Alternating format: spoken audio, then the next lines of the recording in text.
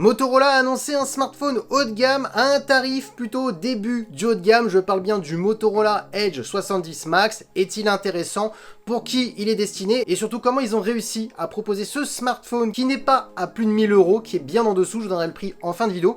Tout ça dans cette vidéo. Mais juste avant de commencer, n'hésitez pas à vous abonner pour rien louper. Et surtout, si vous voulez acheter ce smartphone ou d'autres produits high-tech au meilleur prix, n'hésitez pas à faire un tour sur mon site internet lorenzo-tech.fr. Le lien sera en bas dans la description. Allez, on commence par le design. Alors, on aime ou on n'aime pas, dites-moi ce que vous en pensez en commentaire. Alors moi personnellement, je suis jamais vraiment fan des designs de Motorola.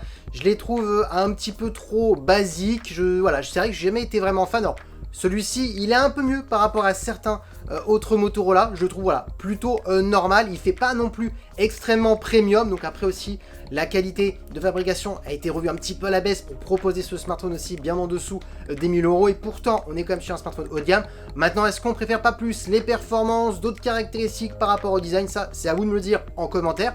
On va maintenant tout de suite attaquer par contre les caractéristiques de la face avant. On a une diagonale de 6,82 pouces, résolution Quad HD+, technologie d'écran AMOLED, accompagné par un taux de rafraîchissement de 144 Hz. Donc là, c'est tout de suite ça, la grosse caractéristique. Donc ça peut être intéressant, pourquoi pas, pour les gamers qui trouvent que le 120 Hz ne suffit pas. Ensuite, c'est pas terminé en termes de grosses caractéristiques. La marque a annoncé que ce smartphone était capable de monter jusqu'à du 7000 nits. Donc c'était le pic max qu'ils ont réussi à atteindre Motorola. Donc oui, un écran extrêmement lumineux. En plus, certifié HDR10+, donc pour ceux qui aiment bien regarder des contenus multimédia sur leur smartphone. Et pour terminer, au niveau de la caméra frontale, on est sur du 32 mégapixels. Alors tout de suite, pour décrypter un petit peu tout ça, on va pas se le cacher, il y a un petit peu de marketing. Je vous le dis tout de suite, les 7000 nits, vous allez jamais vraiment les atteindre. Là, c'est vraiment un pic max. Mais par contre, ça montre qu'on est quand même sur un écran très lumineux. Ensuite, deuxième petit coup marketing, c'est les 144 Hz. Je le dis souvent, vaut mieux avoir un écran 120 Hz qui consomme beaucoup moins au niveau de la batterie qu'un écran de 144 Hz où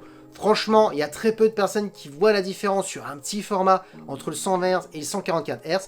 Donc voilà, je voulais quand même le dire en vidéo quand même parce qu'il y a quand même un peu de marketing. D'ailleurs, dites-moi ce que vous en pensez en commentaire. Est-ce que vous êtes pour le 144 Hz ou plus pour le 120 Hz? Maintenant, on parle de la partie photo. Alors, on a un capteur principal de 50 mégapixels. Ça va être le meilleur capteur que vous allez retrouver sur ce smartphone. On a ensuite un ultra grand angle de 8 mégapixels et comme troisième capteur, un macro. Alors oui, on va pas se le cacher, elle est là, la concession sur ce smartphone, c'est la partie photo, parce que oui, pour un smartphone haut de gamme, ne pas avoir de téléobjectif pour avoir un vrai zoom optique, ça c'est une concession. L'ultra grand angle aussi de 8 mégapixels est quand même plutôt léger, on va pas se le cacher.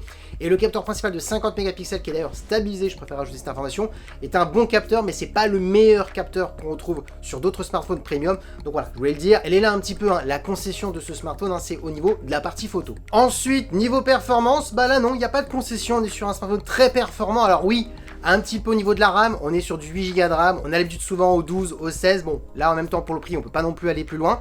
Par contre, on a un très bon processeur de Qualcomm, c'est le Snapdragon 8 Elite Génération 5, qui fait partie des meilleurs processeurs de Qualcomm pour l'instant, même s'il va se faire dépasser d'ici 1 à 2 mois, mais ça reste quand même un très bon processeur pour faire tourner tous les gros jeux et les grosses applications. Ensuite, en termes de stockage, vous aurez 256 Go. En termes de batterie, il est là l'argument, on est sur une grosse batterie de 7100 mAh avec de la recharge filaire de 90 watts et du 25 watts en sans fil, donc ça c'est vraiment la grosse caractéristique à retenir sur ce smartphone. Et pour terminer, en termes de connectivité, on a du Bluetooth 6 et de la Wi-Fi 7. Allez, je vous donne le tarif de ce Motorola Edge 70 Max, et bien il était annoncé au tarif de 799 €. Donc oui, bien en dessous des 1000 €, et Motorola explique qu'on est sur un smartphone haut de gamme premium. Et souvent, c'est vrai que les smartphones premium, on les a aux alentours de 1000 €, voire plus, quand c'est vraiment des smartphones très très premium. Là, pour le prix, c'est vrai que c'est plutôt intéressant, parce que quand on regarde les performances, on a le tout dernier processeur de Qualcomm, le Snapdragon 8 Elite Génération 5. Quand on regarde la partie de l'écran, c'est plutôt pas mal, surtout pour les gamers, ceux qui veulent du 144 Hz, un écran extrêmement lumineux. Maintenant, comment ils ont réussi à baisser le prix à ce niveau-là? C'est très simple, un petit peu une concession sur le design, on n'est pas non plus sur les matériaux les plus premium qu'on connaît. Ensuite, la partie photo, malgré qu'on est sur un très bon capteur principal de 50 mégapixels, on a un ultra grand angle de 8 mégapixels un petit peu léger et pas de zoom optique parce qu'on n'a pas de téléobjectif, donc elle est là la concession. Un petit peu aussi au niveau de la RAM, il faut le dire, 8 Go de RAM, on a l'habitude du 12 voire du 16, mais pour des prix bien plus élevés bien entendu.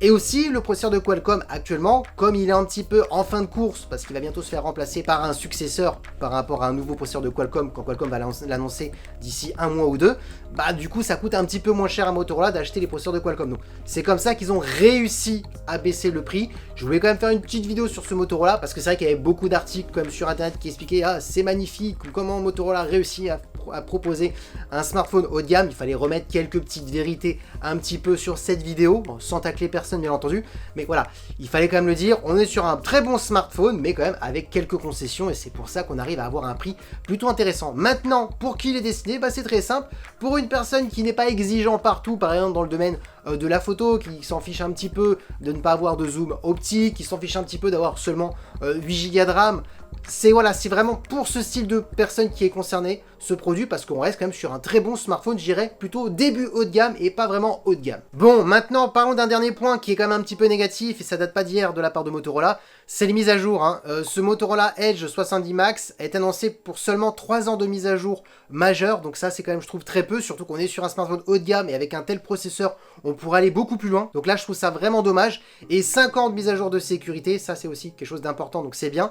Là aussi c'est pas le plus élevé, donc voilà, franchement c'est dommage que Motorola ne copie pas Samsung, Apple, Google, même Honor hein, qui a changé aussi maintenant sa politique de mise à jour qui va jusqu'à 6 ans. Voilà, c'est dommage parce que franchement 3 ans, on peut le dire, il y a un peu d'obsolescence programmée quand même, voilà, parce que 3 ans c'est vraiment très peu pour de très bonnes caractéristiques et pour un smartphone qui pourrait durer bien plus longtemps que ça. Maintenant dites-moi en commentaire qu'est-ce que vous pensez de ce smartphone Motorola, qu'est-ce que vous êtes d'accord, pas d'accord avec ce que j'ai dit dans cette vidéo, hein. J'entends tout, vous pouvez tout écrire en commentaire, et surtout s'il vous intéresse et que vous voulez l'acheter au meilleur prix, n'hésitez pas à aller faire un tour sur mon site internet lorenzo-tech.fr, hein, le lien sera en bas dans la description, et sur ce on se dit à très bientôt, ciao.